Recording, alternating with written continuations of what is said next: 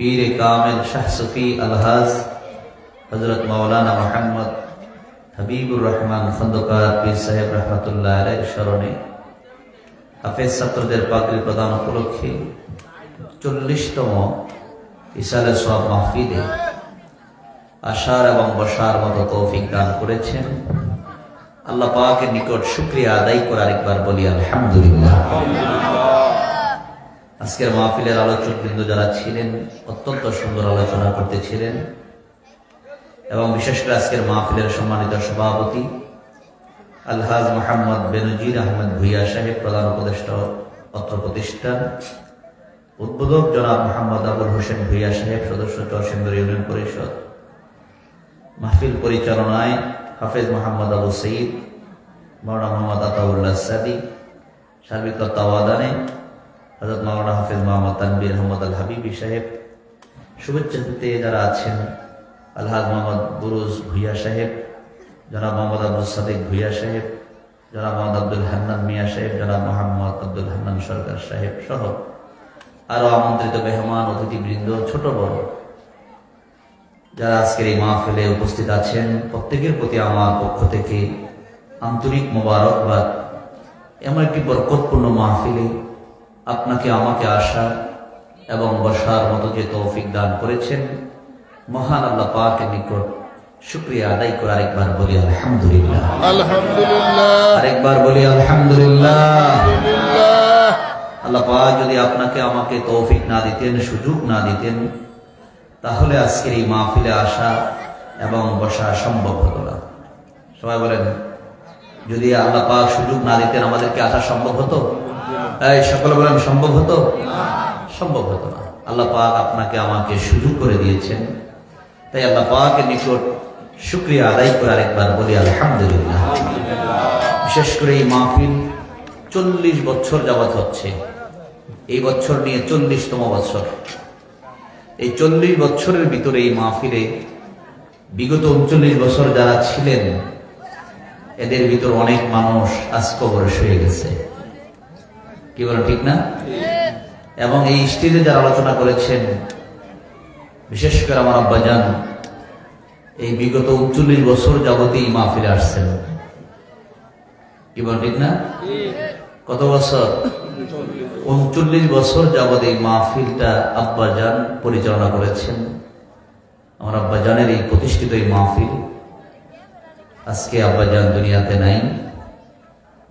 আল্লাহ যেন এই মাহফিলটাকে কবুল করেন, আমরা সকলে বলি আমিন। আরেকবার বলি আল্লাহুম্মা আমিন। এবং বিশেষ করে এই মাহফিলে মাওলানা আব্দুর রশিদ সাহেব আলোচনা করতেন, উনিও দুনিয়ার জমিনে নাই। এইভাবে অসংখ্য ওলামায়ে কেরাম যারা আলোচনা করতেন এদের মধ্যে অনেকেই কবরে শুয়ে গেছেন। যারা আলোচনা শুনতেন এদের ভিতরে অনেকেই কবরে কি করছেন? শুয়ে গেছেন। এই বছর 40তম বছরের মাহফিল। আগামী বছর এই মাহফিলে আমরা কে থাকবো, কে চলে যাব, আমরা কেউ জানি না।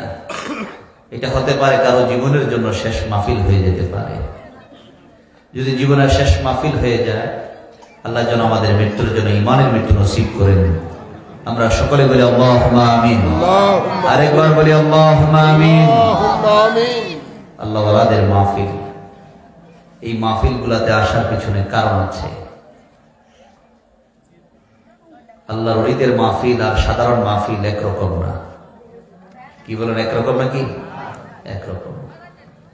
আল্লাহর ওলিদের নেক নজর, আল্লাহ ওয়ালাদের নেক তাওয়াজ্জু যদি পড়ে যায়, তাদের দাম আল্লাহ বাড়ায় দেয়।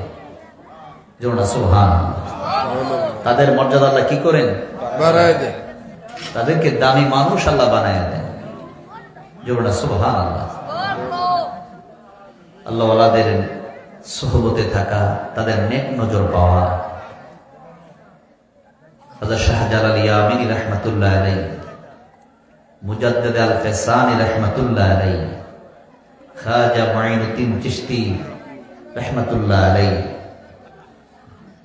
খাজা বাহাউদ্দিন নকশবন্দি রাহমাতুল্লাহ আলাইহি, এই সমস্ত আল্লাহর ওলিদের জীবনী পড়লে দেখা যায় একটি মাত্র মানুষ একটা জবান দিয়ে দাওয়াত দিয়েছেন, হাজার হাজার লক্ষ মানুষ কালিমা পড়ে মুসলমান হয়ে গেছেন। আর জোরে না সুবহানাল্লাহ। জবান কয়টা? একটা জবান দিয়ে দাওয়াত দিয়েছেন। এই জবান দিয়ে দাওয়াত দিয়েছেন, লক্ষ মানুষ কালিমা পড়ে মুসলমান হয়ে গেছেন। তারা এই জবানটাকে কত পবিত্র করেছেন। আর এই পবিত্র জবান, এই পবিত্র জবানের মালিক যদি হওয়া যায়, তাদের দাম, তাদের মর্যাদা আল্লাহর কাছে সবচেয়ে কি বেশি। এই জন্যই তো আল্লাহ পাক বলছেন ওয়া কুনু মা'আস সাদিকিন, তোমরা সত্যবাদীদের সঙ্গী হও। কেননা তাদের দাম আল্লাহর কাছে সবচেয়ে বেশি। তারা যখন আল্লাহর কাছে চায়, তাদের চাওয়াটা আল্লাহ ফিরাইতে পারে না। কেননা আল্লাহ তাদের মর্যাদা কি করছেন? বাড়াই দিয়েছেন। তারা যখন আল্লাহর কাছে চায়, আল্লাহ তাদের চাওয়াটাকে কি করতে পারে না? ফিরাই দিতে পারে না। হাদিসের মধ্যে নবীজি ফরমান, তাদের হাতগুলা খালি ফিরাই দিতে আল্লাহর কাছেই লজ্জাবোধ লাগে। সুবহানাল্লাহ। এমন দামি মানুষ হতে পারলে, এমন দামি মর্যাদাশীল মানুষ হতে পারলে কেমন দাম। যেমন রাসূল সাল্লাল্লাহু আলাইহি সাল্লাম আল্লাহর কাছে যখন চাইতেন, আল্লাহ কি ফিরাই দিতেন? তাই সকল বলেন ফিরাই দিতেন? আল্লাহ তো ফিরাই দিতেন না। নবীজির শানের উপরে কিছুক্ষণ আগে এতক্ষণ আলোচনা শুনেছেন। আল্লাহ রাসূল সাল্লাল্লাহু আলাইহি সাল্লাম যখন আল্লাহর কাছে চায়, আল্লাহ তার চাওয়াটাকে কি করে না? ফিরাই দেয় না, বরঞ্চ চাওয়াটাকে আল্লাহ পূরণ করে দেন। সুবহানাল্লাহ। এই জন্য আল্লাহ ওয়ালাদের, এই জন্য নজরে বেলায়াতের নজর যদি কারো উপরে পড়ে, একটা জাহেল মানুষ আবেদ হয়ে যায়, একটা আলেম মানুষ কামেলে মোকাম্মেল হয়ে যায়। আর যেমন সুবহানাল্লাহ। একটা মূর্খ মানুষ, তার আমল এত সুন্দর হয়ে যায়, যাকে দেখলে আলেমের মতো মনে হয়। যেমন সুবহানাল্লাহ। যাকে দেখলে কিসের মতো মনে হয়? আলেমের মতো। আর একটা আলেমের উপরে যদি নজর পড়ে যায়, ওই আলেমটা কামেলে মোকাম্মেল হয়ে যায়, যার কথার দ্বারা মানুষ ক্ষতিগ্রস্ত হয় না। দেখেন না, আমাদের মধ্যে এখন মানুষ কথা বললে ক্ষতিগ্রস্ত হয়। আমরা বলি একরকম, ভিতরে থাকে আরেক রকম, যার কারণে আমাদের কথার মধ্যে মানুষ, কথার দ্বারা মানুষ উপকৃত হয় না, মানুষ দ্বন্দ্বের মধ্যে পড়ে যায়। কিন্তু রাসূল সাল্লাল্লাহু আলাইহি সাল্লামের আদর্শে আদর্শবান সাহাবী যারা ছিলেন, তাদের কথার দ্বারা মানুষ ক্ষতিগ্রস্ত হয় নাই, বরঞ্চ তাদের কথার মধ্যে, কাজের মধ্যে এত বরকত ছিল। তারা যখন কথাগুলা শুনতেন, এই কথার মধ্যে আল্লাহর রহমত তাদের উপরে নাজিল হয়ে যেত। জোরে বলুন সুবহানাল্লাহ। আর জোরে বলুন সুবহানাল্লাহ। এই জন্য কথা এবং কাজের মধ্যে মিল থাকা, আল্লাহওয়ালা যারা, আল্লাহর বন্ধু যারা, তারা কথা এবং কাজের মধ্যে কি থাকে? মিল থাকে। কথা এবং কাজের মধ্যে কি থাকে? মিল থাকে। আমাদের মধ্যে দেখা যায় কথা বলে একরকম, ভিতরের উদ্দেশ্য থাকে আরেক রকম। এবার আছে না এরকম, যে বলে একরকম, ভিতরের উদ্দেশ্যটা কি আরেক রকম। যেমন সত্য কথা বলতেছে, কিন্তু সত্য কথা বলার ভিতরেও অনেকের উদ্দেশ্য খারাপ থাকে। অনেকের উদ্দেশ্য কি থাকে? খারাপ থাকে। যেমন শয়তান ইসমাইল আলাইহিস সালামের চাদরের ভিতরে যে ছুরি ছিল কুরবানি করতে, যখন ইব্রাহিম আলাইহিস সালাম ইসমাইল আলাইহিস সালামকে নিয়ে যাচ্ছেন কুরবানি করতে, তখন ইসমাইল আলাইহিস সালামকে শয়তান বলতেছেন, তোমার বাবার চাদরের ভিতরে কি আছে? ছুরি আছে, তোমাকে কিছুক্ষণ পরে তোমাকে কি করা হবে? কুরবানি করা হবে। এখন ছেলেও জানে, বাবাও জানে, স্বপ্নের কথা ছেলের কাছেও বলছেন বাবা, যে বাবা আমি তো স্বপ্নের মাধ্যমে আদিষ্ট হয়েছি, আমি যেন তোমাকে আল্লাহ রাস্তায় কি করি? কুরবানি করে দিই। ইয়া বাতিফআল, হে আমার বৎস, আমি যেন তোমাকে, আমাকে একটা কাজের জন্য আল্লাহ আদিষ্ট করেছেন, আমি যেন তোমাকে কি করি? আল্লাহ রাস্তায় কুরবানি করি। তখন ছেলে বলছিলেন, সাতাজিদুনি ইনশাআল্লাহ, বাবা আপনি নিশ্চয়ই আমাকে ধৈর্যশীলদের কাতারে পাবেন। যেমন সুবহানাল্লাহ। আপনি আমাকে কার কাতারে পাবেন? ধৈর্যশীলদের কাতারে পাবেন। ছেলেও বলেছে, জবাবও দিয়েছেন, বাবা স্বপ্নের কথাও বলেছেন। এরপরে সন্তানকে নিয়ে কুরবানি করতে যাচ্ছেন, তখন মিনার ময়দানে শয়তান বৃদ্ধ মানুষের সুরত ধরে খুব আদর করে, মায়া করে, আদরের কান্না করে বলতেছেন, আমার তো মায়া লাগে তোমার জন্য। কেন আছে না এরকম? আপন দুই ভাইয়ের মধ্যে ঝগড়া লাগাইতে গিয়ে তৃতীয় আরেকজন গিয়ে বলতেছেন, তোমার দিতেছে না, তুমি কত কষ্ট করছো এই সংসারের জন্য, তোমার লাগে তো আমার খুব মায়া লাগে। এই কথা বইলে যে দুইজনের মধ্যে সম্পর্ক নষ্ট করতেছে। কিন্তু বলার ক্ষেত্রে কথাও সত্য, তেতে পরিশ্রম করেছে এটাও সত্য, কিন্তু তার কথার ভিতরে উদ্দেশ্য কি? হ্যাঁ, সকল উদ্দেশ্যটা কি? শয়তান বলতেছেন তোমার বাবার চাদরের ভিতরে ছুরি আছে, তোমাকে কুরবানি করবেন। ছেলে তো জানে বাবা তো আমাকে বলেছিলেই কুরবানি করবেন, তো উনি আমাকে মাঝখানে বাধা দিচ্ছেন কেন? তাহলে বোঝা গেল উদ্দেশ্য কিনা সঠিক নয়, খারাপ উদ্দেশ্য। তখন মিনার ময়দান থেকে পাথর নিয়ে শয়তানকে পাথর মারতে আরম্ভ করলেন। তো এই যে পাথর মারতেছেন, এই পাথর মারাটা আল্লাহর কাছে এত পছন্দ হয়ে গেছে, আল্লাহ পাক ওই মিনার ময়দানে 3টি জায়গায় শয়তান ইসমাইল আলাইহিস সালামকে ধোঁকা দিতে চেয়েছিলেন, কিন্তু ধোঁকা দিতে পারে নাই, কিন্তু শয়তানকে পাথর মেরেছিলেন। ওই 3টি জায়গায় হাজিদের জন্য পাথর মারা হজের সময় আল্লাহ পাক ওয়াজিব করে দিয়েছেন। আর যেন না সুবহানাল্লাহ। কিন্তু বলেছে সত্য, উদ্দেশ্য কি? হ্যাঁ, সকল উদ্দেশ্য কি? যদি উদ্দেশ্য, কথা এবং উদ্দেশ্য যদি ঠিক থাকে, তাহলে ওই কথার উপরে আল্লাহর রহমত থাকে। ওই কথার উপর আল্লাহর কি থাকে? রহমত থাকে। আমরা প্রত্যেকটি কথা বলতে গেলে একজন ইঙ্গিত করে কথা বলি, আরেকজনকে ক্ষতির চিন্তা করি, আরেকজনের পিছনে দুশ্মনী করে কথা বলি। এই যে আমাদের ভিতরে এখন যে রসমগুলা শুরু হয়ে গেছে, এতে করে মুসলমান দিন দিন ক্ষতির মধ্যে নিমজ্জিত, মুসলমান দিন দিন ক্ষতির দিকে চলে যাচ্ছে। কিন্তু রাসূল সাল্লাল্লাহু আলাইহি সাল্লাম মক্কার জমিনে ইসলামের দাওয়াত দিয়েছেন। নবীজি তো কোনো কাফেরের বিরুদ্ধে সংগ্রাম, কাফেরের বিরুদ্ধে মারবেন, কাফেরের উপর অত্যাচার করবেন, এই ব্যাপারে তো একদিন নবীজি মিটিং করেন নাই। এর করছেন নাকি? ইসলামের ইতিহাসে কোন মুহাদ্দিস, কোন মুফাসসির কি বলতে পারবেন নবীজি একদিনের জন্য এই ধরনের আলোচনা করেছেন? বরঞ্চ কাফেররা নবীজিকে মারার জন্য অনেকভাবে কৌশল করেছেন। কিন্তু আল্লাহ পাক বলেন, তোমরা যত চালাকি করো, যত কৌশলী করো, আমি আল্লাহ হলাম আমার নবীর সাথে সব সময়। আল্লাহ রাসূল সাল্লাল্লাহু আলাইহি সাল্লাম যখন গারে সৌরের ভিতরে, কোথায়? গারে সৌর। যারা মক্কা থেকে গেছেন তারা বলতে পারবেন, মক্কা থেকে প্রায় 3 মাইল দূরে গারে সৌর। ওই জায়গার মধ্যে নবীজি যখন হিজরতের রাত্রে, নবীজি যখন হুজরা থেকে ওই গারে সৌরের ভিতরে রাত্রেবেলা অবস্থান করতেছিলেন, কাফেররা নবীজির হুজরার চতুর্দিকে দাঁড়িয়েছিলেন। কাফেররা নবীজির হুজরার চতুর্দিকে কি করছিলেন? দাঁড়িয়েছিলেন, যেন নবীজি যাইতে না পারে। তাদের খেয়াল হলো সকাল হবে, সকলের সামনে নবীকে হত্যা করা হবে। সকলে বলে নাউজুবিল্লাহ। কিন্তু আল্লাহ পাক নবীজির মুজিজা, একটা হলো মুজিজা আর একটা হলো কারামত। মিশকাতের হাদিসের মধ্যে আছে, মানুষের ভিতর থেকে 3টা জিনিস প্রকাশ পায়। একটা হলো মুজিজা, আর একটা কারামত, আর একটা হলো ইস্তিদরাজ। নবীদের থেকে যখন প্রকাশ পায় এটাকে বলা হয় মুজিজা। এটাকে বলা হয় কি? মুজিজা। আর হক্কানি ওলি আল্লাহ থেকে যদি কোনো অলৌকিক জিনিস প্রকাশ পায় এটাকে বলা হয় কারামত। এটাকে বলা হয় কি? ফিকহের মাসালায় 9ম 10ম শ্রেণীতে মাদ্রাসায় পড়ানো হয়, কারামাতুল আউলিয়ায়ে হক্কুন, ওলিদের কারামত সত্য। ওলিদের কারামত কি? যেমন যুগে যুগে আল্লাহর ওলিদের কারামত ছিল না? যেমন হযরত শাহজালাল আমির রাহমাতুল্লাহ আলাইহি নদী পার হয়ে গেছেন, সুরমা নদী, নামাজের মুসল্লার উপরে দাঁড়িয়ে।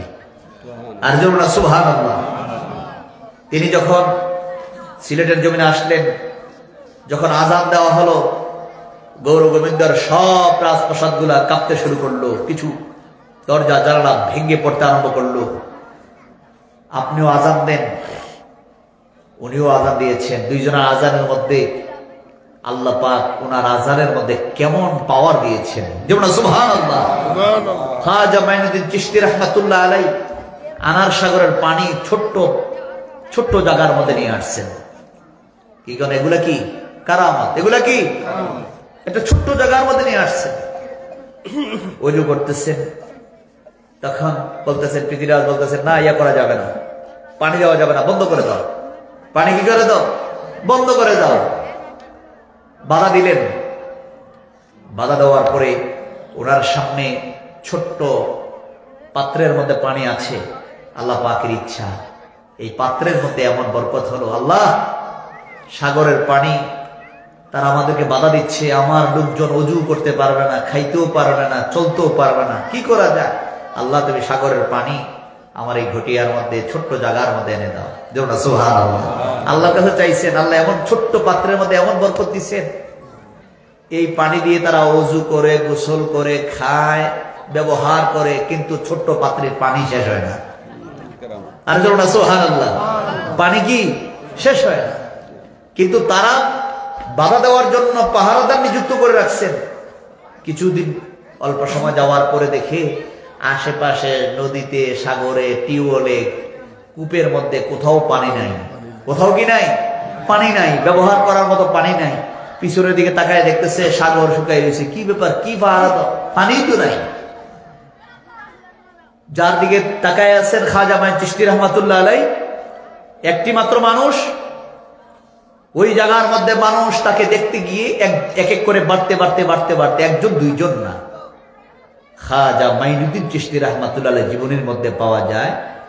ওই সময়ে উনি একজন দুইজন করে করে, দেখেন জনসংখ্যার দিক দিয়ে আজ থেকে 50 বছর আগে বাংলাদেশের মানুষ আর এখন মানুষ কি পার্থক্য আছে না? ওই সময় যদি 7 কোটি, এখন হয়ে গেছে প্রায় 18 কোটি, 19 কোটি মানুষ, প্রায় 20 কোটি মানুষ। তাহলে এত মানুষ 50-60 বছর ডিফারেন্সে। আর ওই সময় 600 বছর আগে কি সংখ্যা কি কম না বেশি? সকলের সংখ্যা কম না বেশি? তখন মানুষের সংখ্যা কম, সারা ভারতবর্ষে মানুষ কম। ওই সময়ে উনি দাওয়াত দিলেন, একটি জবান দিয়ে কথা বলেছেন, 90 লক্ষ মানুষ কালিমা পড়ে মুসলমান। কয় লক্ষ? 90 লক্ষ মানুষ মুসলমান। তারা ওযু করে, গোসল করে, ছোট্ট পাত্র থেকে পানি নেয়, পানি শেষ হয় না। আর অন্যদিকে পানি নাই। এটা হলো কারামত। এটা কি? আবার নবীর মুআজিজা কম না বেশি? কত বেশি? দেখেন রাসূল সাল্লাল্লাহু আলাইহি সাল্লাম এক সময় 1000 সাহাবী নিয়ে বসে আছেন, পাত্রের মধ্যে পানি নাই। সবাই বলতেছেন, হুজুর পানি তো নাই। কয় তোমাদের পাত্রগুলো নিয়ে আসো। নবীজি পাত্রের মুখের মধ্যে নবীজির হাত মোবারকের ডান হাতটা আঙ্গুল, 5টি আঙ্গুল ঢুকাই দিলেন। সাহাবীরা বলতেছেন, আমরা দেখতেছি নবীজির 5 আঙ্গুলের ভিতর দিয়ে ফাঁকে ফাঁকে দিয়ে ঝর্ণার মতো পানি পড়তেছে। এই পানি নিয়ে সাহাবীরা পানি পান করতে আরম্ভ করলেন। তাদের পাত্রগুলো পাত্র দিয়ে পানি দিয়ে ভরপুর করলেন। সকল সাহাবীরা খাইলেন, কিন্তু পানি কি হয় না? শেষ হয় না। সাহাবীরা বলতেছেন, সংখ্যায় যদি 1000 না হয়ে যদি আরো অধিক হতাম, তারপরও পাত্রের মধ্যে যেই পরিমাণ আল্লাহর রাসূলের হাত মোবারক দিয়ে ঝর্ণার মতো পানি আসতেছে, এরপরও পানি শেষ হতো না। জোরে বলুন সুবহানাল্লাহ। আর জোরে বলুন সুবহানাল্লাহ। এটা কি? মুআজিজা। এটা কি? মুআজিজা। তাইলে একটা পাইলাম মুআজিজা, আর একটা পাইলাম কি? কারামত। আর একটা হলো ইস্তিদরাজ। আর একটা কি? ইস্তিদরাজ। এটা হলো আল্লাহ রাসূল সাল্লাল্লাহু আলাইহি সাল্লাম বলেছেন, কাফের মুশরিক থেকেও কিছু অলৌকিক জিনিস প্রকাশ পাবে, কিন্তু তোমরা এটাকে কি করতে পারবে না? বিশ্বাস করতে পারবে না। যার মধ্যে নামাজ নাই, রোজা নাই, হালাল নাই, হারাম নাই, জিকির নাই, ফিকির নাই, আছে না এরকম? কিন্তু তার কাছ থেকে এমন অলৌকিক জিনিস প্রকাশ পায়। এখন মানুষ তো খালি একটা অলৌকিক দেখলেই সারে, তার দিকে দৌড়াতে থাকে। কি বল, ঠিক না? কিন্তু নবীজি বলছেন, না, দৌড়ানো যাবে না। এটাকে বলা হয় ইস্তিদরাজ। যেমন কিয়ামতের আগে দাজ্জাল আসবে। কে আসবে? সকল কে আসবে? দাজ্জাল। দাজ্জাল তার 2 হাতের মধ্যে জান্নাত জাহান্নাম থাকবে। আল্লাহ তাকে এমন পাওয়ার দিবেন, সে যা বলবে তাই হবে। বৃষ্টির কথা বললে বৃষ্টি হবে, রোগ থেকে মুক্তি বললে রোগ মুক্তি হয়ে যাবে। এত কিছু জানার পরও মানুষ তার এই অলৌকিক জিনিসগুলা দেখে তার পিছনে সঙ্গী হয়ে যাবে 70,000 লোক। কয় হাজার? এখন বুঝেন, ইমানদাররা তাদের ছেলে মেয়েগুলাকে শিকল দিয়ে ঘরে আটকে রাখবে, এরপরও আটকে রাখতে পারবে না, শিকল ছিঁড়ে দাজ্জালের পিছনে দৌড়াতে থাকবে। সকল বলো নাউজুবিল্লাহ। কারণ অলৌকিক জিনিসগুলো দেখতে থাকবে। আল্লাহ রাসূল সাল্লাল্লাহু আলাইহি সাল্লাম বলেছেন, তখন পৃথিবীর সারা পৃথিবী সে ঘুরতে থাকবে। এমন কোনো বাড়ি নাই, এমন কোনো রাস্তা নাই, সে যাবে না।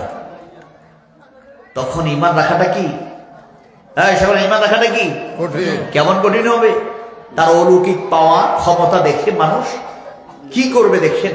আল্লাহ রাসূল বলছেন কিন্তু মক্কা মদিনায় সে ঢুকতে পারবে না। ফেরেশতা দিয়ে আল্লাহ কি করবেন? নিরাপত্তার বেষ্টনী দিয়ে রাখবেন। মক্কা মদিনায় দাজ্জাল কি করতে পারবে না? ঢুকতে পারবে না। সে যখন মদিনার পাশ দিয়ে যাবে এমন সময় একজন মুসলমান ইমানদার দৌড়ে যাবে দাজ্জালকে দেখতে। দাজ্জাল একটু দেখে আসি না, দাজ্জালটা কেমন। নবীজি দাজ্জালটা কেমন হবে? চোখ একটা হবে, আরেক চোখ থাকবে না, এক চোখ কানা।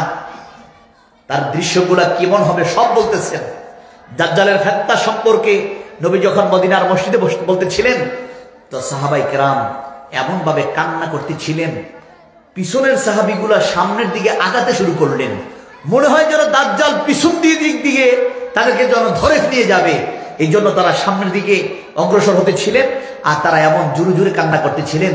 মা আয়েশা সিদ্দিকা রাদিয়াল্লাহু তাআলা আনহা বলেন, এখন যেটা নবীজির হুজরা, ওই নবীজির রওজা মোবারক যেটা, এটা ছিল আয়েশা সিদ্দিকা রাদিয়াল্লাহু তাআলা আনহার ঘর। আয়েশা সিদ্দিকা রাদিয়াল্লাহু তাআলা আনহা বলেন, ওই ঘর থেকে নবীজি কি বলতেন মসজিদের মিম্বরের মধ্যে দাঁড়িয়ে আমি সব কথাগুলো শুনতাম। ওই সময় আমার হুজরা থেকে শুনতেছিলাম যখন দাজ্জালের ফিতনাগুলোর কথা বলতেছিলেন, সাহাবীরা এমন জোরে চিৎকার করতেছিলেন, তাদের কান্নার কারণে আমি আওয়াজগুলা শুনতে পাই নাই। নবীজির কথাগুলো আমার কানে আওয়াজ আসে নাই, শুধু কান্নার আওয়াজ আমি শুনতেছিলাম। এমন ফিতনা, ওই এমন ফিতনার কথাগুলো বলতে গিয়ে সাহাবায়ে কেরামদের কাছে বলছেন। তখন এমন সময় কিয়ামতের আগে যখন দাজ্জাল আসবে, মদিনার পাশ দিয়ে যখন দাজ্জাল যাইতে আরম্ভ করবে, একজন ইমানদার দাজ্জালকে দেখার জন্য বের হবে। বের হওয়া মাত্র দাজ্জাল তার সঙ্গী হলো প্রায় ৭০,০০০ লোক। কয় হাজার? ৭০,০০০ লোক নিয়ে যখন রওনা করবে, এমন সময় দাজ্জাল মদিনার পাশে দাঁড়াইয়া ৭০,০০০ লোককে বলবেন, আমি যদি একটা কাজ করতে পারি, তোমরা তো জানো আমি বললাম আমি তোমাদের খোদা, সকল বল নাউজুবিল্লাহ। তো আমি যেটা বললাম এটার প্রমাণস্বরূপ একটা মানুষকে যদি আমি এখন করাত দিয়ে চিরে 2 টুকরা করে দেই, আবার যদি এই লোকটারে জীবিত করে দেই, তাহলে তোমরা আমাকে খোদা মানবে? তারা বলতেছে আমরা তো এমনি মানি, আর এটা যদি করতে পারেন তো আরো মানবো। সকল বল নাউজুবিল্লাহ। এমন সময় এই কথাগুলা তার সঙ্গীদেরকে বলতেছেন। এমন সময় তাকায় দেখে মদিনার বেষ্টনী থেকে একজন ব্যক্তি, কয়জন? একজন ব্যক্তি কি করলেন? বেষ্টনী থেকে বের হয়ে দাজ্জালকে দেখার জন্য চলে আসছেন। দাজ্জালকে কি করার জন্য? দেখার জন্য চলে আসছেন। দাজ্জালকে দেখবেন। এমন সময় দাজ্জালকে দেখার জন্য যখন বের হয়ে আসছেন, দাজ্জাল ওই মদিনার লোকটাকে দেখা মাত্রই বলবেন তাকে ধরো। তাকে কি করো? তাকে ধরো, পাকড়াও করো। তাকে ধরলেন। ধরছেন কাকে? ইমানদারকে, মুসলমানকে। ধরছেন কাকে? ইমানদারকে। ইমানদারটাকে ধরবেন। ধরার পরে বলবেন তাকে করাত দিয়ে চিরে 2 ভাগ করে ফেলো। তাদের সকলের সামনে করাত দিয়ে চিরে 2 টুকরা 2 ভাগ করে ফেললেন। 2 ভাগ করে 2 দিকে ফেলে দিলেন। ৭০,০০০ লোক তাকে দেখে দেখে এই পাশ থেকে তাকে দেখে আরেক পাশে চলে গেছেন। সবাই দেখছেন। দেখার পরে এবার দাজ্জাল বলতেছে, আমি যদি তাকে ডাক দিয়ে জীবিত করে দিই তাহলে আমাকে খোদা মানবা? তারা বলতে হ্যাঁ মানবো। সকল বল নাউজুবিল্লাহ। কত অলৌকিক ক্ষমতা তাকে আল্লাহ দিবেন। এমন সময় দাজ্জাল যখন ডাক দিবেন, 2 টুকরা ডাক দেওয়া মাত্র উড়ে এসে একসাথে লেগে দাঁড়ায় যাবে। উড়ে এসে একসাথে কি করবে? দাঁড়ায় যাবে। দাঁড়িয়ে যাওয়া মাত্র ইমানদার ব্যক্তি চিৎকার দিয়ে বলবে, ওরে দাজ্জাল, নবীজির হাদিস থেকে শুনেছি কিয়ামতের আগে দাজ্জাল আসবে, একটা মানুষকে 2 ভাগ করবে, আবার জীবিত করবে। কিন্তু এই লোকটা যে আমি হব আমার ধারণা ছিল না। এরপরও আমি বলবো তুমি কাফের, তুমি কাফের। তোমরা সুবহানাল্লাহ, আর বলবেন না সুবহানাল্লাহ। ইমানদার বললে তুমি কি? কাফের। সে এমন সময় দাজ্জাল তাকে ধরতে চাবে, তাকে মারতে চাবে। সে দৌড় দিবে মদিনার মসজিদের দিকে, ঢুকে যাবে। দাজ্জাল আর তাকে ধরতে পারবে না। তাহলে বুঝা গেল ইমানদার থেকেও আল্লাহর হক্কানি আল্লাহর ওলি থেকে যেটা প্রকাশ পায় এটাকে বলা হয় কি? কারামত। কাফের মুশরিক থেকে যেটা প্রকাশ পায় এটাকে বলা হয় কি ইস্তিদরাজ। কিন্তু এটাকে কি করা যাবে না, বিশ্বাস করা যাবে না। আর নবীদের থেকে যেটা প্রকাশ পায় এটাকে বলা হয় কি মুআজিজা। এটাকে বলা হয় কি মুআজিজা, এটাকে বলা হয় মুআজিজা। তাইলে আল্লাহর ওলিদের নেক নজর, তাদের কিছু কারামত আছে কিনা, সময় আছে কিনা? কি কারামত বিশ্বাস করাটা কি ফিকি মাসালায় বলা যে কারামাতুল আউলিয়ায়ে হাক্কুন। ওলিদের কারামতটা কি? সকল ওলিদের কারামতটা কি? সত্য। এটাকে বিশ্বাস করতে হবে। হাক্কানি আল্লাহর ওলিদের নেক নজর, নেক তাওয়াজ্জু যদি পড়ে যায়, একটা সাধারণ মানুষ, জাহেল মানুষ, কৃষক মানুষ, তার চেহারায় আমলে দেখা যায় একটা আলেমের মতো মনে হয়। আর জন্য সুবহানাল্লাহ। আবার একটা আলেমের উপরে যখন পড়ে যায়, ওই আলেমটা কামেলে মোকাম্মেল হয়ে যায়। তার কথায়, কাজে, আমলে মানুষ ক্ষতিগ্রস্ত হয় না, বরঞ্চ তার কথার কারণে মানুষের মধ্যে ঈমানের নূর চলে আসে। যেমন সুবহানাল্লাহ। যার কারণে হক্কানি আল্লাহর ওলি যারা, তারা বলেন, ও দুনিয়ার মানুষ, তোমার কথা এবং কাজের মধ্যে মিল থাকার জন্য তোমার দিলটাকে আগে পবিত্র করো। তাজকিয়ায়ে নফস, তোমার নফসটাকে পরিশুদ্ধ করো। তোমার দিলটা যদি পবিত্র হয়, তোমার দিলটা যদি পবিত্র হয়ে যায়, পুরো শরীরটা পবিত্র হয়ে যায়। এই জন্যই নবীজি ফরমান, আলা ইন্না ফিল জাসাদি মুদগা ইজা সালুহাত সালুহাল জাসাদু কুল্লুহু ওয়া ইজা ফাসাদাত ফাসাদাল জাসাদু কুল্লুহু আলা ওয়া হিয়াল কলব। সুবহানাল্লাহ। আল্লাহ নবী ফরমান, তোমার দেহের মধ্যে একটা গোশতের টুকরা আছে, ওইটা যদি পবিত্র হয়ে যায় তাহলে তোমার পুরো বডিটা পবিত্র হয়ে যায়। আর তোমার দেহের মধ্যে একটা গোশতের টুকরা আছে, এটা যদি অপবিত্র হয়ে যায়, পুরো দেহটা অপবিত্র হয়ে যায়। সাহাবায়ে কেরাম বললেন, ইয়া রাসূলুল্লাহ, এই টুকরাটার নাম কি?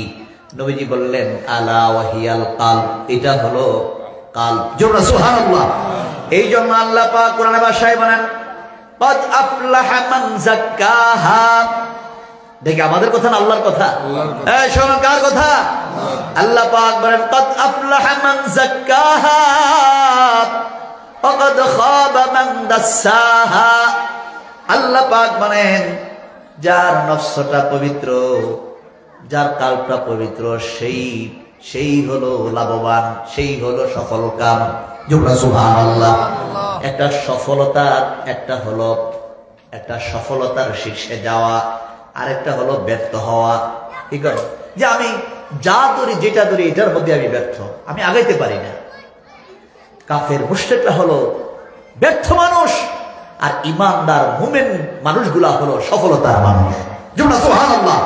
এখন সফলতার মানুষ তারাই হবে, কদ আফলাহা মান যাক্কাহা, যে ব্যক্তি তার কলবটাকে পরিশুদ্ধি করতে পারলো, ওই ব্যক্তিটা হলো সফল কাম। এই লোকটার দাম আল্লাহর কাছে বেশি, এই লোকটার মর্যাদা আল্লাহর কাছে সবচেয়ে বেশি, এই লোকটার দাম আল্লাহর কাছে এমন দামি। এই মানুষটা যখন আল্লাহর কাছে চায়, আল্লাহ বলেন, তার হাতটা তো আমি খালি ফিরাই দিতে পারি না। এই মানুষটা যখন মানুষের দিকে নজর করে, জোরে সুবহানাল্লাহ, এই নজরের দ্বারা এমন লাভ, দুনিয়ার মানুষের নজর আমরা বিশ্বাস করি। এখন আছে না কিছু মানুষ কয়, আমার গাছের দিকে নজর করলে গাছ মেরা যায়, এমন কিছু লোক বলে না, তার নজরটা খুব খারাপ। তাহলে নজরের একটা তাসির আছে কিনা? হ্যাঁ, সবার নজরের তাসির আছে কিনা? আছে। এটা বলা বিশ্বাস করে, কিন্তু হক্কানে আল্লাহর ওলিদের নেক নজর করবে, এটা হইলে কয় এটার মধ্যে কেমন যেন একটা ডিস্টার্ব মনে হয়। ঠিক না? কিন্তু এটার বেলা যদি বলা হয় যে এই লোকটার নজর ফললই আমার গাছটা মরে যায়, এরকম আছে না? যেমন কচ্ছপ ডিম পারে কচুরিপানার একদম নদীর মাঝখানে, কচুরিপানা ডালার মধ্যে গিয়ে ডিম পারে, আর কচ্ছপ পারে বৈশা ওই তার ডিমের দিকে নজর করে, ডিমের দিকে কি করে নজর করে, এমন এক দৃষ্টি তাকায় থাকে, তার নজরের পাওয়ারে ওই জায়গার ডিম ফুটে কচ্ছপ হয়ে যায়।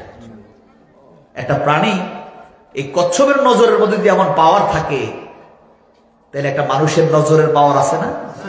একটা হলো সুনজর, আর একটা হলো বদ নজর, আছে কিনা?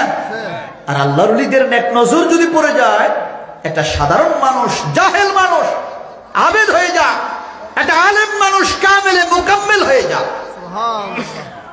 আর নবীদের নেক নজর যদি পড়ে যায়, একটা কাফের কালিমা পড়ে মুসলমান হয়ে যায়। আর যেমন না সুবহানাল্লাহ, নবীর নজর যদি পড়ে একটা কাফের কালিমা পড়ে কি হয়ে যায়? যেমন কাফেররা নবীকে আসতে মারতে, আর নবীর নেক নজর পড়ছে, আয়েশাকে ইয়া রাসূলুল্লাহ আমরা আসছি কালিমা পড়ে মুসলমান হতে। কেমন ব্যতিক্রম! কি গান আসছে এক নিয়তে, গিয়ে হয়ে গেছে আরেক রকম। আল্লাহ পাক বলেন আমার নবীর নেক নজর পড়ে গেছে, নেক তাওয়াজ্জু, নেক নজর পড়ে গেছে, তার মর্যাদা আল্লাহ বাড়াই দিয়েছেন। সুবহানাল্লাহ, আর জন্য সুবহানাল্লাহ। এই জন্য দুনিয়ার জমিনে সবাই মানুষ, কিন্তু মানুষের মধ্যে ব্যতিক্রম হলো তোমার দিলটা যদি পবিত্র হয়, তোমার দাম আল্লাহর কাছে সবচেয়ে বেশি। সুবহানাল্লাহ। এই জন্য আল্লাহ ওয়ালাদের সোহবতে গেলে, তাদের সংস্পর্শে গেলে এমন দাম হয়, তুমি যদি তোমার দিলটাকে পবিত্র করতে পারো। এই জন্যই আল্লাহ পাক বলেন ইয়াউমা লা ইয়ানফাউ মালুন ওয়ালা বানুন ইল্লা মান আতাল্লাহা বিকলবিন সালিম। এমন একটা দিন আসবে যেদিন তোমার টাকা পয়সা, ছেলে মেয়ে, ধন সম্পদ, বাড়ি গাড়ি, দুনিয়ার ইজ্জত সম্মান কোনো কিছু তোমার উপকারে আসবে না।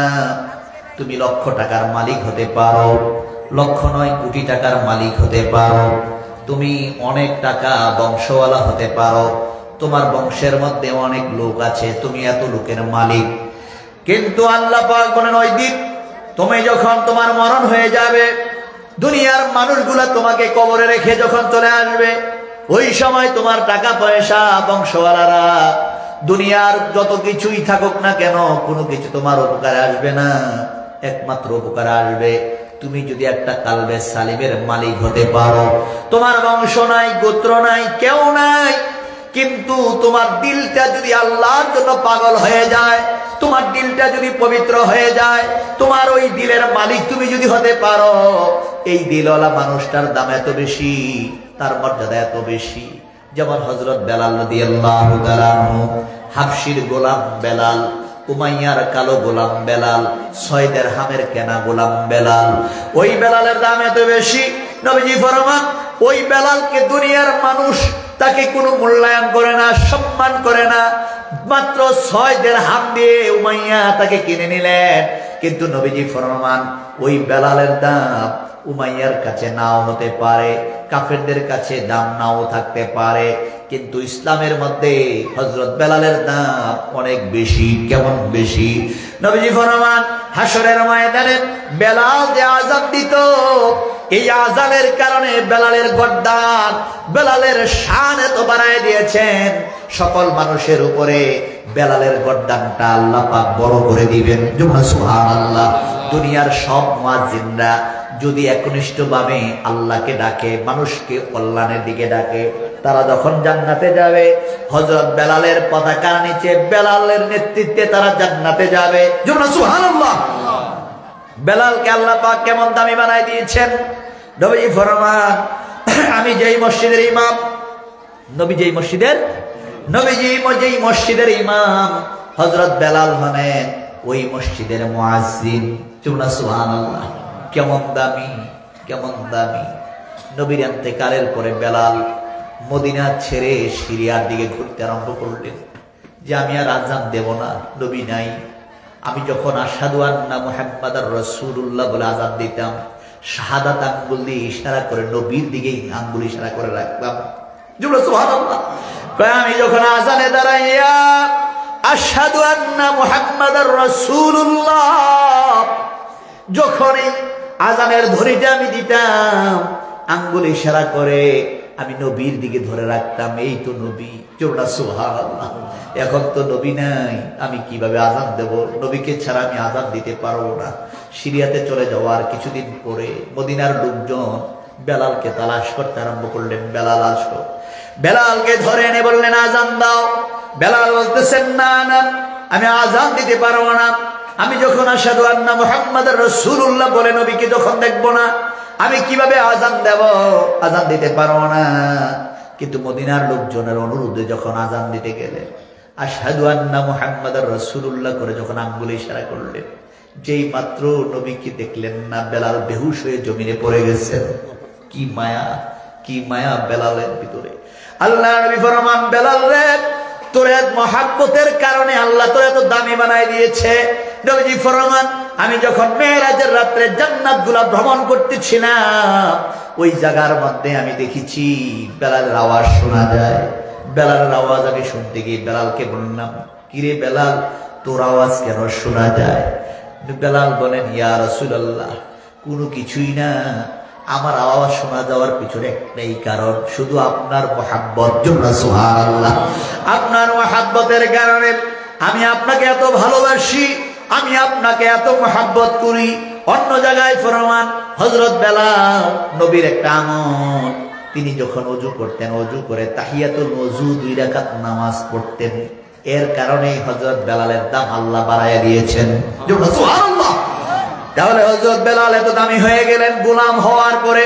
তাহলে এই গোলামের দাম এত বেশি। নবী যেই মসজিদের ইমাম, ওই মসজিদের মুয়াজ্জিন নবীর পিছনে দাঁড়াইয়া নবীকে একামত দেয়, নবী ইমামতি শুরু করে দেন। মদিনার লোকজন বললেন, হুজুর, বেলালের চেহারা কালো, ঠোঁট মোটা, আযান যখন দেয় আশহাদু আন্না মুহাম্মাদার রাসূলুল্লাহ বলতে গিয়ে আশহাদু বলতে পারে না, জিহ্বা মোটা। আশহাদু আয়েশা পড়ে পরিষ্কার করে, আশহাদুটা পর্যন্ত বলতে পারে না। হুজুর বেলালকে বাদ দিয়ে দেন মুয়াজ্জিন থেকে, আমরা মদিনার একজন ভালো মুয়াজ্জিন নিযুক্ত করে দেই। নবীজি কিছুই বললেন না।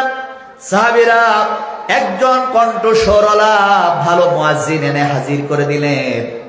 যখন আযান দিলেন, মদিনার লোকজন খুশি হলো। সুন্দর আওয়াজ, আওয়াজ কি সুন্দর আছে না কিছু? ওই আওয়াজটা খুব সুন্দর, সুন্দর আওয়াজ দিলেন। বাইতুল মামুর থেকে জিবরাইল আমিন এসে বললেন, ইয়া রাসূলুল্লাহ, আজকে কি মদিনার মসজিদে আযান হয় নাই? মাইক ছিল না, কোনোই ছিল না, মুখে আযান দিয়েছেন। আযান শুনে সবাই খুশি। বাইতুল মামুর 7 আকাশের ওপরে। কোথায়? 7 আকাশের ওপরে। নবীজির কাছে প্রশ্ন করলেন, ইয়া রাসূলুল্লাহ, জমিন থেকে আকাশের দূরত্ব কত? নবীজি বললেন, 500 বছরের রাস্তা। ইয়া রাসূলুল্লাহ, আকাশের মোটা কতটুকু? নবীজি বললেন, 500 বছরের রাস্তা। তাহলে এইভাবে 7 আকাশ 7 জমিন যদি হয়, তাহলে 7000 বছরের রাস্তা। এর উপর হলো বাইতুল মামুর, ফেরেশতাদের কিবলা। যেমন সুবহানাল্লাহ, জমিনে আযান হয়, ওই ফেরেশতার জগতে আওয়াজ শোনা যায়। বেলাল মদিনার মসজিদে মুখে আযান দেয়। বেলালের আযানের আওয়াজ 7 আকাশের উপরে বাইতুল মামুর থেকে শোনা যায়। যেমন সুবহানাল্লাহ।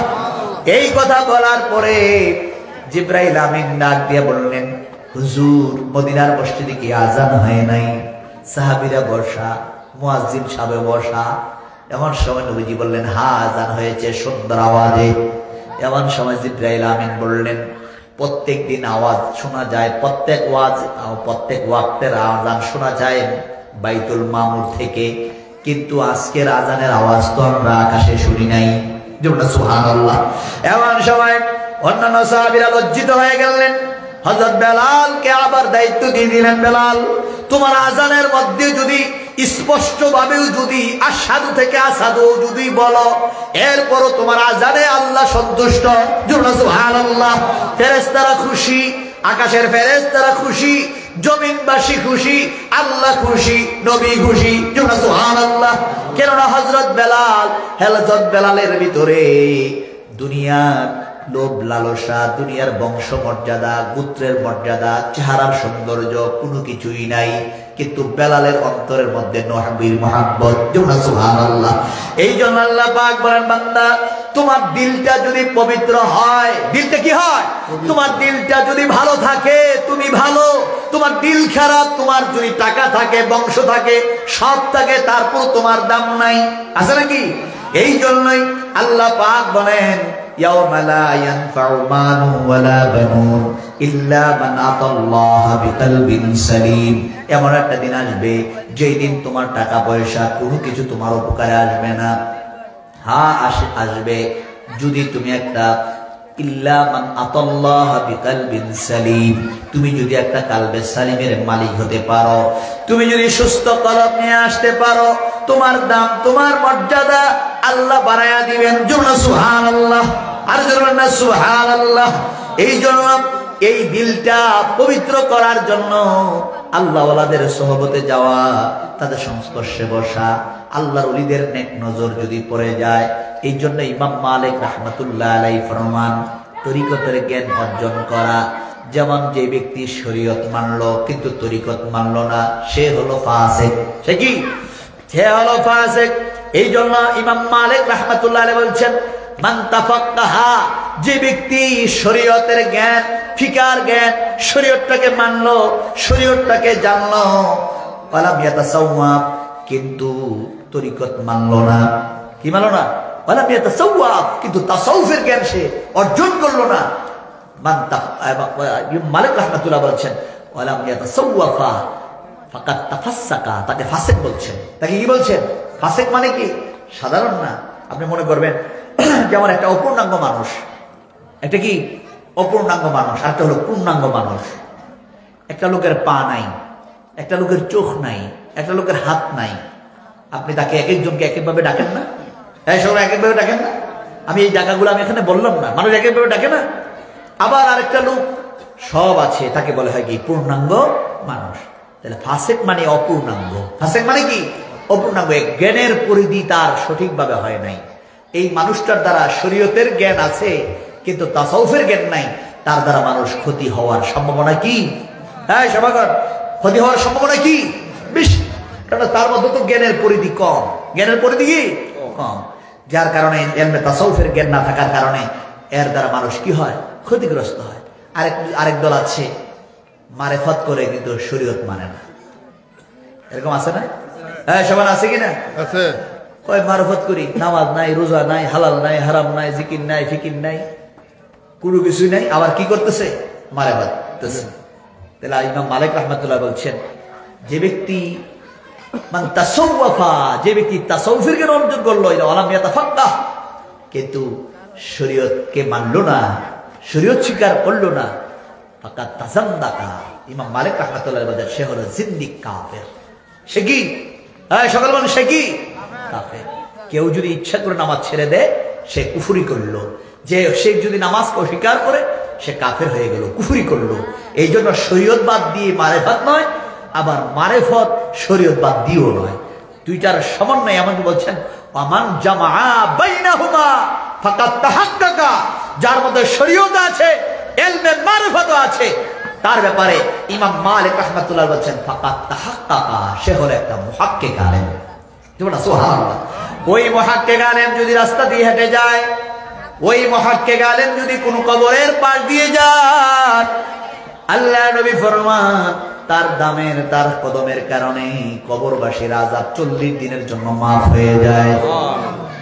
তার কথার কারণে কবরবাসী খুশি হয়ে যায়, তার দোয়া আল্লাহর দরবারে কবুল হয়ে যায়, তার মর্যাদা জমিনের মধ্যে বেড়ে যায়, তাকে আল্লাহ পাক দামি বানায়া দেয়। ওই ব্যক্তিটা যখন আল্লাহর কাছে হাতটা উঠায়, আল্লাহ বলেন তার হাতটা খালি ফিরাই দিতে আমি আল্লাহর কাছে বড় শরম লাগে। তার হাতটা আমি তো খালি ফিরাইয়া দিতে পারি না, তার হাত তো আমি খালি ফিরাইতে পারি না। সে যখন আল্লাহর কাছে চায়, আল্লাহ বলেন তার হাতটা আমার কাছে চাওয়া মাত্র আমি আল্লাহ তার ওয়াদা, তার চাওয়াটা আমি আল্লাহ পূরণ করে দিই। সুবহানাল্লাহ। যেমন মুজাদ্দিদ আল-ফিসানি রাহমাতুল্লাহ আলাইহি, একটা মাত্র ব্যক্তি, তাকে যখন জেলখানার ভিতরে আটকায় দেওয়া হলো, চতুর্দিকে খারাপ মানুষগুলাকে বসায় দিলেন, তখন ওই সময়ের মানুষগুলা চিন্তা করলেন, যদি চোর, গুন্ডা, বদমাশ, খারাপ মানুষগুলার সঙ্গে যদি তাকে দিয়ে দেওয়া হয়, দেখা যাবে খারাপ মানুষের সংস্পর্শ থেকে লোকটাও খারাপ হয়ে যাবে। লোকটা কি হয়ে যাবে? লোকটা খারাপ হয়ে যাবে। চতুর্দিকে খারাপ মানুষগুলাকে বসায়া দিলেন। মুজাদ্দিদ আল-ফিসানি রাহমাতুল্লাহ আলাইহি ওই খারাপ মানুষগুলার ভিতরে থাকার পরেও খারাপের সোহবত তাকে আসর করতে পারে নাই, বরঞ্চ তিনি খারাপ মানুষগুলার ভিতরে থেকে যখন আল্লাহর জিকির করতেছেন, নামাজ পড়তেছেন, ইবাদত করতেছেন, এইভাবে এই ইবাদত গুলা দেখে দেখে তার নফসের তাসির, সুবহানাল্লাহ, একটা হলো নফসে আম্মারা, আরেকটা হলো নফসে লাওয়ামা, আরেকটা হলো নফসে মুতমাইন্নাহ, সুবহানাল্লাহ। আল্লাহ পাক বলেন নফসে মুতমাইন্নার মালিক যারা হয়ে যাবে, এই মানুষগুলার দাম এত বেশি, এই মানুষগুলার চতুর্দিকে যদি হাজার নফস খারাপ বলা মানুষগুলাও যদি থাকে, কিন্তু খারাপ মানুষের তাসির ওই নফসওয়ালার উপরে পড়ে না। কিন্তু মুতমাইন্নার মালিক যিনি হবেন, ওনার তাসিরটা সকলের উপরে পড়ে, সুবহানাল্লাহ।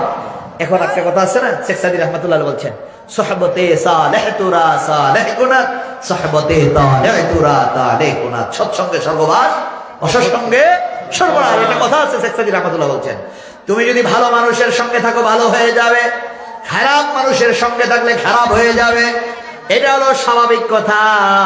কিন্তু আল্লাহর ওলিদের কথা হলো আল্লাহর মাহবুব বান্দা যারা হয়ে যাবে, ওই বান্দাগুলার সঙ্গে যদি চোর গুন্ডা বদমাইশ খারাপ মানুষগুলাও যদি যায়, এই খারাপ মানুষের তাসির ওলির উপরে পড়ে না।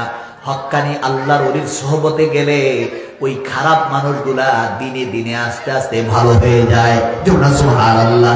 যার কারণে মুজাদ্দিদ আল-ফিসানি রাহমাতুল্লাহ আলাইহি তার চতুর্দিকে খারাপ মানুষগুলা, মুজাদ্দিদ আল-ফিসানি রাহমাতুল্লাহ আলাইহি নামাজে দাঁড়ায় গেলেন।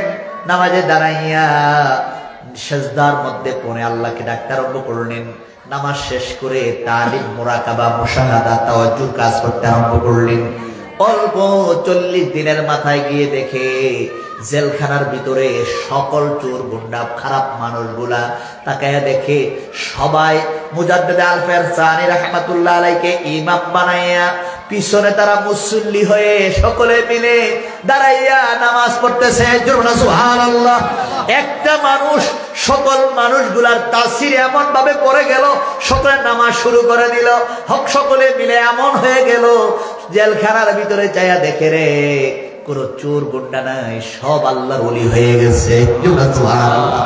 আল্লাহর ওলিদের নেক নজর, আল্লাহর ওলিদের তাওয়াজ্জুহ হয়ে যাওয়ার কারণে এখন আল্লাহর ওলি কারা? আল্লাহর ওলি যারা, বড় পীর আব্দুল কাদের জিলানী রাহমাতুল্লাহ আলাইহি বলেন, তোমার আল্লাহর ওলি চিনার জন্য টাইটেল পাস, কামেল পাস, মাস্টার ডিগ্রি পাস করা লাগবে না। যাকে দেখলে পরকালের কথা মনে হয়, যাকে দেখলে জান্নাত জাহান্নামের কথা মনে হয়, যাকে দেখে আল্লাহর কথা স্মরণ হয়, যাকে দেখলে নবীর কথা স্মরণ হয়, যেই লোকটাকে দেখলে তোমার ভিতর থেকে শ্রদ্ধা আসে, সম্মান করতে মন চায়, তাহলে মনে করবা ওই লোকটাই হলো আল্লাহর ওলি, সুবহানাল্লাহ।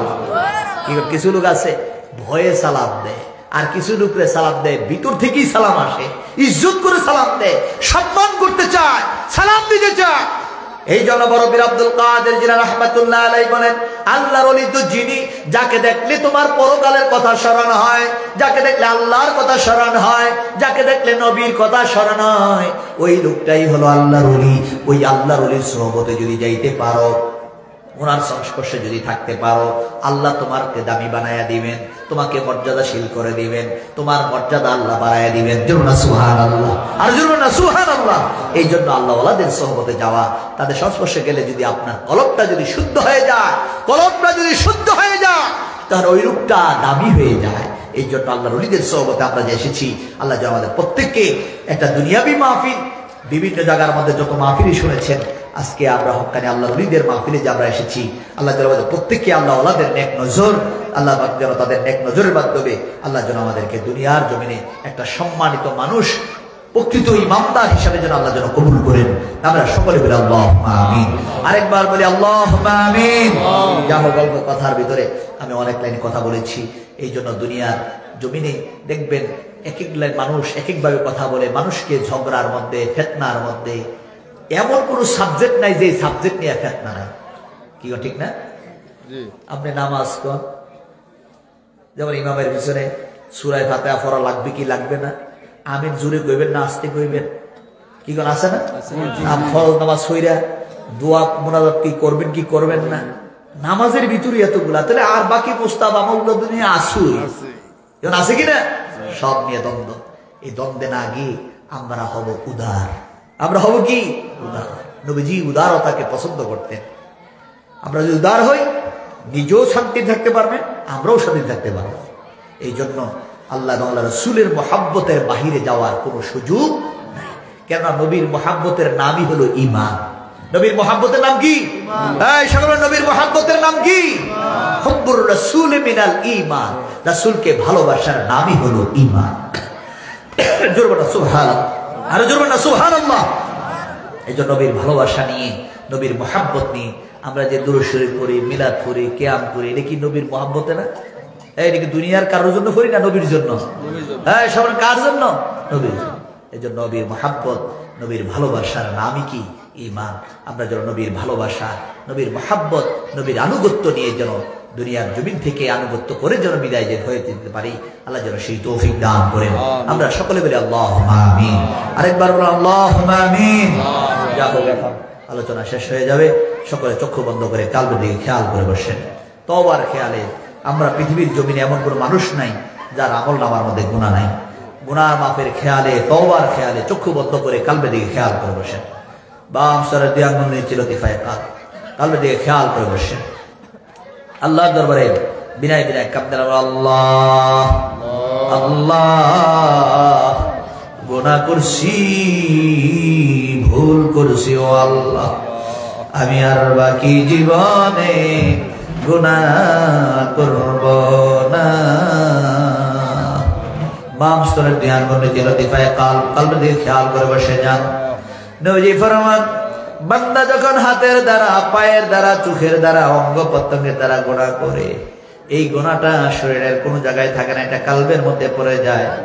এইভাবে কালবের মধ্যে পড়তে পড়তে কালটা অসুস্থ হইয়া যায়। তখন তার কাছে নামাজ ভালো লাগে না, রোজা ভালো লাগে না, ইবাদত বন্দেগী করতে ভালো লাগে না, তার কাছে ভালো মজলিসে বসতে ভালো লাগে না। কিন্তু গুনার মজলিস গুলা ভালো লাগে, গল্প গুজব করতে ভালো লাগে, দোকান পাশে বসে বসে আরেকজনের কিপত চর্চা করতে ভালো লাগে, পরনিন্দা করতে ভালো লাগে। কিন্তু মসজিদে বা জিকিরের মাহফিলে বসে আল্লাহকে ডাকতে তার কাছে ভালো লাগে না। তার কলবটা তো অসুস্থ হয়ে গেছে। আল্লাহর দরবারে চোখের পানি ফেলায় কাঁদে, আল্লাহ গুনাহ করছি, ভুল করছি ও আল্লাহ, আমি আর বাকি জীবনে গুনাহ করব না। খেয়াল করে দেখে আমল নামার একটু সামনে টান দিয়ে আনেন। সারা জীবনের আমলটা একটু টান দিয়া দেখেন, আপনার আমলে গুনাহ বেশি না নেক বেশি? গুনাহ যদি বেশি হয়, আল্লাহর দরবারে বিনয় বিনয় কাঁদতে আপনারা, আল্লাহ